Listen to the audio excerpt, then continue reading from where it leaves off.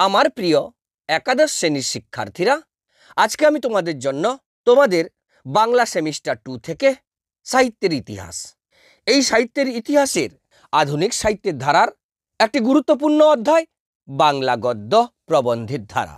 এই বাংলা গদ্য প্রবন্ধের ধারা থেকে যে প্রশ্নটি এবছর খুবই গুরুত্বপূর্ণ সেটি তোমাদের সম্মুখে উপস্থাপন করব।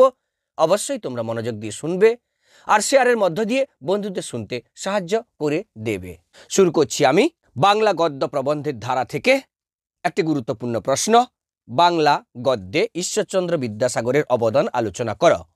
বিদ্যাসাগর বাংলা ভাষার প্রথম যথার্থ শিল্পী ছিলেন। তৎপূর্বে বাংলা গদ্য সাহিত্যের সূচনা হইয়াছিল, কিন্তু তিনিই সর্বপ্রথম বাংলা গদ্যে কলা নৈপুণ্যের অবতারণা করেন। রবীন্দ্রনাথ ঠাকুর। ভূমিকা: ঊনবিংশ শতাব্দীতে বাংলার মাটিতে যে সমস্ত মহামানবদের আবির্ভাব ঘটেছিল তাদের মধ্যে অন্যতম ছিলেন ঈশ্বরচন্দ্র বিদ্যাসাগর। সহজ, সাবলীল ও গতিশীল বাংলা গদ্য ভাষা ও সাহিত্য সৃষ্টিতে তাঁর অবদান অসামান্য।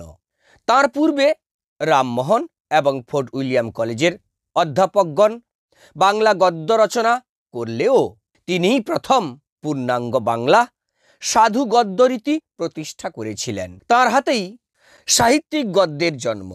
বিদ্যাসাগর বাংলা গদ্যকে দিয়েছিলেন স্বাতন্ত্র ও আভিজাত্য। তিনি বাংলা গদ্যের একটি রাজপথ তৈরি করে দিয়েছিলেন। সেই পথে পরবর্তীকালে বহু পদাতিকের আগমন হয়েছে। এডিসন ইংরেজি সাহিত্যের গদ্যের যা করেছেন, বিদ্যাসাগর বাংলা গদ্য সাহিত্যের জন্য সেই কাজ করেছেন।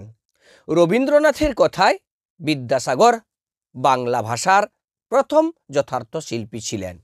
মান্য সাধু বাংলা গদ্যের শিল্পরূপটি ঠিক কীরকম হতে পারে তার প্রথম আভাস পাওয়া গিয়েছিল সংস্কৃত সাহিত্য থেকে অনুদিত বিদ্যাসাগরের বাংলা রচনাগুলিতে। অনুবাদমূলক রচনা: বেতাল পঞ্চবিংশতি 1847 খ্রিস্টাব্দে, বাঙ্গালার ইতিহাস 1848 খ্রিস্টাব্দে, জীবনচরিত 1849 খ্রিস্টাব্দে, বোধোদয় 1851 খ্রিস্টাব্দে, শকুন্তলা 1854 খ্রিস্টাব্দে, কথামালা 1856 খ্রিস্টাব্দে। এরপর আসব মৌলিক রচনা: সংস্কৃত ভাষা ও সংস্কৃত সাহিত্য শাস্ত্র বিষয়ক প্রস্তাব, বিদ্যাসাগর চরিত 1891 খ্রিস্টাব্দে, লঘু রচনা অতি অল্প হইল, আবার অতি অল্প হইল 1873 খ্রিস্টাব্দে, সমাজ সংস্কারমূলক রচনা, বিধবা বিবাহ প্রচলিত হওয়া উচিত কিনা এতদি বিষয়ক প্রস্তাব, প্রথম ও দ্বিতীয় খণ্ড 1855, বহু বিবাহ রহিত হওয়া উচিত কিনা এতদি বিষয়ক বিচার, প্রথম খণ্ড 1871, দ্বিতীয় খণ্ড 1873 খ্রিস্টাব্দ।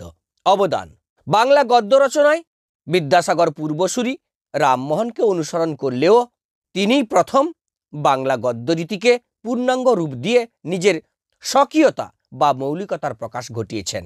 বাংলা গদ্যের জড়তা ও দুর্বোধ্যতা দূর করে সাহিত্য সৃষ্টির উপযোগী সুললিত গদ্যরীতির প্রতিষ্ঠা করেছিলেন, যা সাহিত্য ও সংসারের সর্বপ্রকার প্রয়োজন মেটাতে সমর্থ হয়েছিল।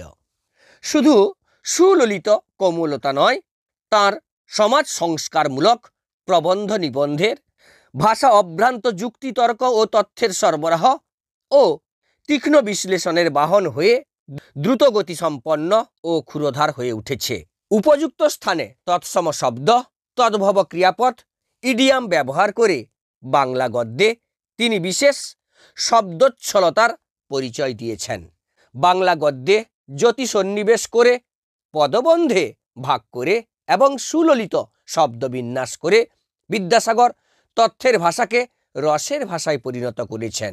বাংলা গদ্যে এমন ধ্বনি ঝঙ্কার ও সুরবিন্যাসের স্রষ্টা তিনি।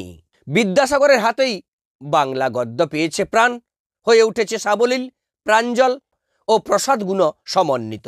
সার্থক বাংলা গদ্যের প্রতিষ্ঠা তাঁর হাতেই, তাই তিনি বাংলা গদ্যের প্রকৃত জনক। উপসংহার: বিদ্যাসাগর যেন গ্রহান্তরের কক্ষপথ থেকে ছিটকে এসে পড়েছিলেন 19 শতকের বাংলাদেশে। তাঁর জ্যোতির্ময় অগ্নিবলয়ের দিকে আমরা চেয়ে থাকতে পারিনি। তিনি হতভাগ্য বাঙালি জাতির চরিত্রে প্রেম ও পৌরুষ জাগাতে চেয়েছিলেন। সকল প্রলোভন ত্যাগ করে নিজের সাহিত্য চেষ্টাকে সমাজ কল্যাণের অভিমুখে চালিত করেছিলেন। বাঙালিকে তিনি উপহার দিয়েছিলেন আদর্শ গদ্য ভাষা। তিনি সমগ্র জাতির চিরনমস্য।